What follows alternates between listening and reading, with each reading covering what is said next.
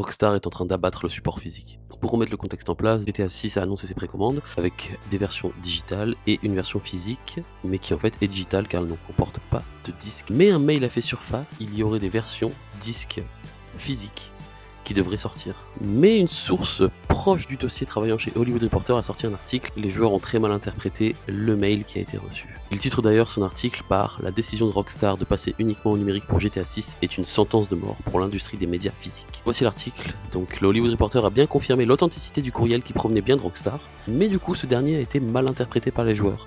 Selon une source proche du dossier, le message est mal interprété par un internet trop optimiste. À l'heure actuelle, il n'est pas prévu d'imprimer de disque pour Grand Theft Auto 6 ni au lancement, ni dans les mois qui suivront. Donc là, on rentre vraiment dans un gros problème et tous les éditeurs, à mon avis, vont finir par suivre, ce qui va provoquer vraiment la chute de beaucoup de choses, notamment le marché de l'occasion.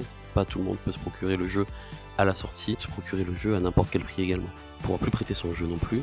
En tout cas, je trouve ça très dommage pour une licence comme celle-ci de ne pas avoir de version physique. À savoir qu'historiquement, c'est un éditeur qui prime beaucoup par le physique. Malgré tout ça, on reste sur le produit culturel le plus attendu au monde. Je n'ai aucun doute qu'il fera ses chiffres. D'ailleurs, on l'a bien vu avec les précommandes. Apparemment, ils ont déjà remboursé le budget de création du jeu.